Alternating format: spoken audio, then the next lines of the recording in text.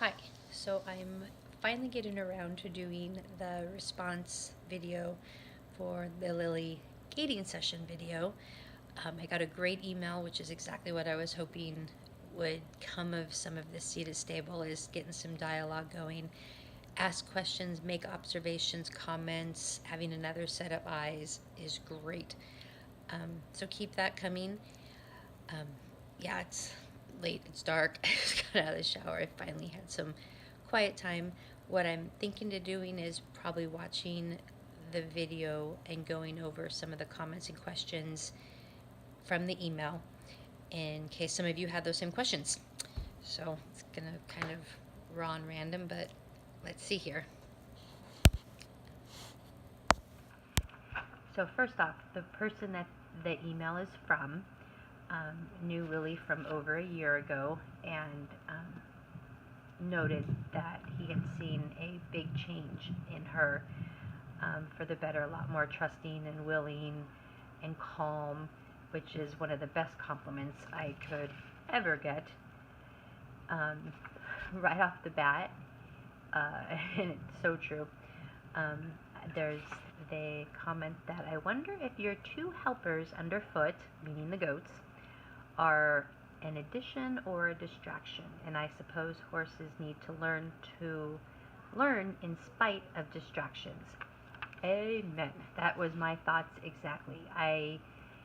Unless it's a huge like tractor going by when we're starting to just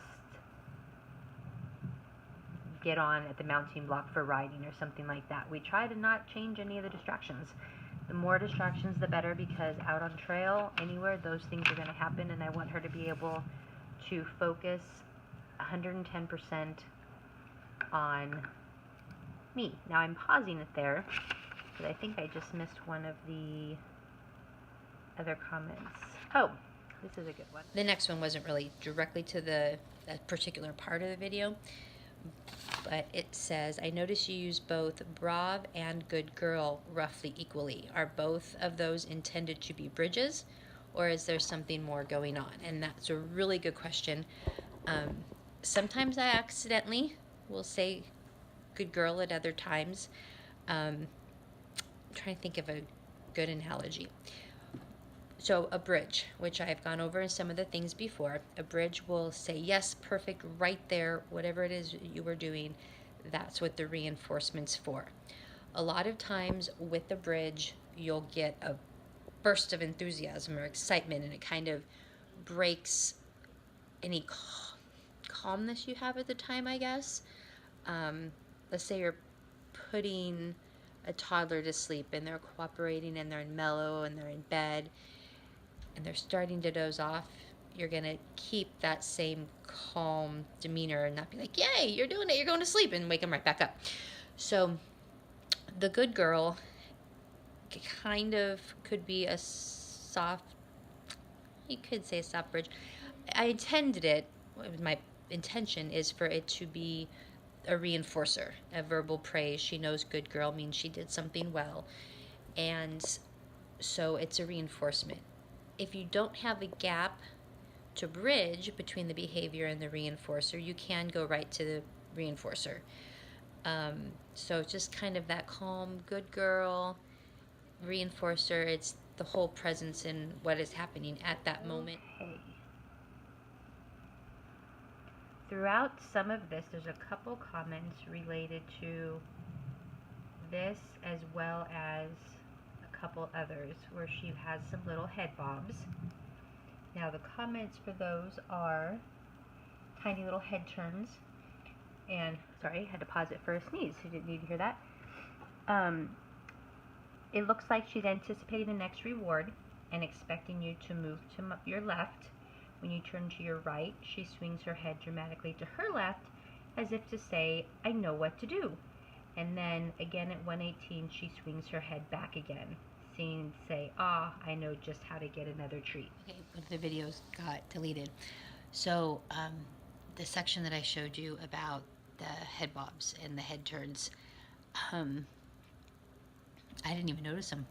It's so attention to detail. I love it. It's helpful. there's a couple different things there. Some healthy anticipation and expecting when a reward might come or expecting what I might be asking and I don't is a good thing. That way you have variability rather than just complete randomness. It's good to every so often set up a predictability, set up sometimes they think they know what's going to happen and then you change it up. That keeps them on their toes and lets them know that variability can happen at any time. As far as the head bobs go, I will keep an eye out for those to make sure that I don't end up with something that's a superstitious behavior. That is something that is completely unrelated, nothing to do with what you're intending to train or target or affect the frequency of, and it accidentally gets reinforced, and now you have a behavior that you don't want to be part of it. Let's say you're grooming an animal and they happen to wiggle or move in a certain way when you hit a certain spot, you could accidentally reinforce something like that. Or another good example is if they're maybe kicking at the ground right before feeding time. If they're doing that when you feed them, they're thinking, oh, I kick at the ground and the feed comes. Guess what? They're going to kick at the ground more often. Whether you mean to reinforce it or not, it becomes a superstitious behavior. So they think there's an association, which it accidentally it's not supposed to be there. So anyhow, I will keep an eye out for those head bobs. Thank you. Okay, and there's another one related to some of this backing up.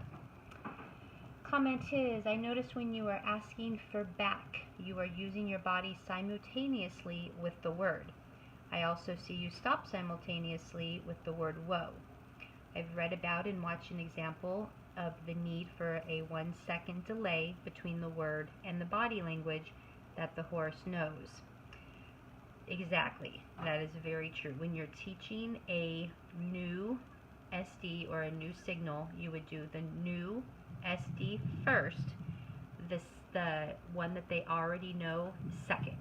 And then you get that healthy anticipation where they see the first one and like, oh, I know what's coming next. There's my little guy. So, as I was saying, doing the new SD first is how you would condition a new SD. Is the one that's new than the one that they already know. Also, with backing up, there was one I saw in here. Oh, removing the back pressure when I'm walking forward towards her, asking her to back up. Because I'm using what I've used in the past with dolphins and not with horses, the whole negative reinforcement, removing pressure, doesn't come naturally for me. It's a brand new concept. For me, moving forward towards her, I'm not thinking of that as pressure. That's actually one of the SDs I can use. So what I want to do is she needs to continue her steps and take more than one step back when I ask. So by doing that, one step forward, she's going, I might have to go again and ask it again for her to take a second. And what I'm getting at is fading out those multiple SDs. And let's say if I take 2 forward, she takes 3 back. And on that third one, when I'm no longer moving forward, that is when I'll bridge. So I will tell her, yes, good job.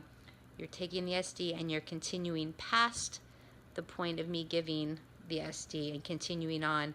That's where reinforcement can come from. We use the same concept when we're lunging Lily, is asking her maybe when she goes from a walk to a trot. We click for her to go to a trot or say the word trot, either way. And it's when we're not needing to give that SD anymore and she continues is when we bridge. And then you vary the intervals that you bridge it. And then she knows she just keeps doing it until that bridge comes. Good comments. I hope I get more from other videos too. You guys all keep them coming. Questions, ideas, comments. You can comment on the Facebook page, the YouTube page. Shoot me an email, any of those things to get back to you, and we'll keep these conversations going. Thanks. Bye.